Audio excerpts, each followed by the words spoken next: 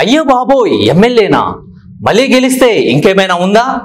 బ్రతికుంటే బలుసాగు తిని బ్రతకొచ్చు. సొంత ఊరు, కట్టుకున్న ఇల్లు, కొనుక్కున్న పొలం గట్రా వదిలేసి బ్రతుకు జీవుడా అంటూ జిల్లా వదిలి వెళ్ళవలసిందే. ఈ మాటలు అంటున్నది ప్రతిపక్షాలు కాదు, అధికార పక్షం వైసీపీ ద్వితీయ శ్రేణి నాయకులే. ఆ ఎమ్మెల్యే అంటే నియోజకవర్గంలో సొంత పార్టీ నాయకులే హడలిపోతుంటే ఇక ప్రతిపక్షాల సంగతి ఏంటి? తన ధనదాహానికి అడ్డు వచ్చిన వాళ్ళని, ఎదిరించిన వాళ్ళని వందల కేసులు పెట్టి వేధించాడు. ఇక అగ్గిపుల్ల, సబ్బుబిల్ల, కవితకు కాదేది అనర్హం అన్న శ్రీశ్రీ కవితలాగా ప్రతిపక్షము అధికార పక్షము అన్న భేదం లేకుండా కనిపించిన స్థలాన్ని కబ్జా చేయడం అతని నైజం. ఏకంగా మిలిటరీ జవాన్ ఇంటిని కూడా కబ్జా చేసి చరిత్ర సృష్టించారు. ఇంతకు ఎవరా ఎమ్మెల్యే? వైసీపీ ద్వితీయ శ్రేణి నాయకులు భయపడుతున్న నియోజకవర్గం ఎక్కడుంది? Watch the story.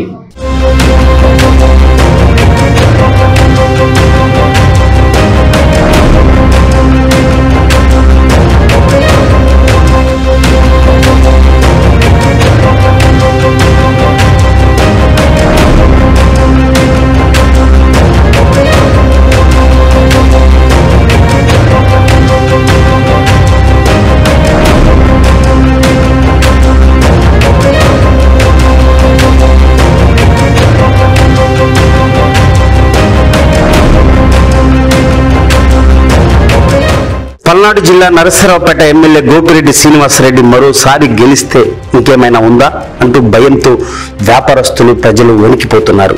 ఆ ఎమ్మెల్యేకి వ్యాపారాలు 5 ఏళ్ల పాలనలో జీటాక్స్ పేరుతో 500 కోట్లు ముడుపు చెల్లించారు. మెడికల్ మాఫియా నుండి 400 కోట్లు, ఉద్యోగాల ట్రాన్స్ఫర్స్, అవుట్సోర్సింగ్ ఉద్యోగాల పేరుతో 200 కోట్లు వసూలు చేశారంటే మీరే అర్థం చేసుకోవాలి.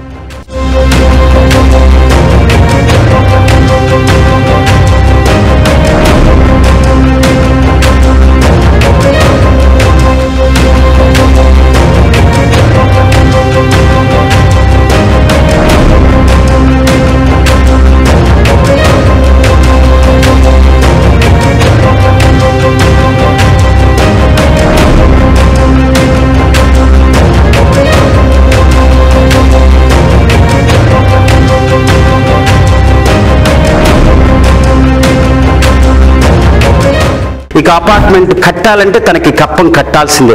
బిల్డర్స్ నుంచి అక్షరాల 550 కోట్లు వసూలు చేశాడు. ఇక ప్రైవేట్ వెంచర్స్ వేసి రియల్ ఎస్టేట్ వ్యాపారం మొదలుపెట్టి ప్రభుత్వ భూములు, దేవాదాయ భూములు కబ్జా చేసి 1500 కోట్ల రూపాయలు సంపాదించాడు.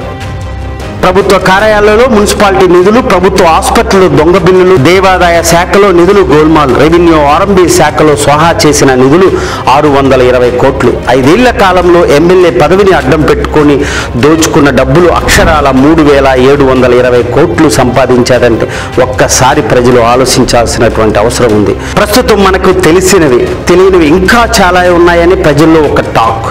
మరి ఇలాంటి ప్రజాప్రతినిధి బందిపోటు దొంగ అనాలా, ఉగ్రవాది అనాలా? ఈ ఎమ్మెల్యే పైన సాక్షాత్తు జగన్మోహన్ రెడ్డి ఎదుట మొరపెట్టుకున్న సొంత పార్టీ నాయకులు ఈసారి గెలిస్తే మమ్మల్ని చంపేస్తాడో అని భయంతో వణికిపోతున్న పార్టీ నాయకులు మాట్లాడాలంటే ఒక్కసారి అర్థం చేసుకోవాలి. మరి ఇలాంటి అత్యంత ప్రమాదకరమైన అవినీతి ఎమ్మెల్యేను ఏం చేయాలో ప్రజలు నిర్ణయించాలి. మీ యొక్క ఓటుతో ఆ ఎమ్మెల్యేకి బుద్ధి చెప్పాల్సిన టైము ఆసన్నమైంది. ఆ దశగా ప్రజలు అడుగులు వేయాలని కోరుకుందాం.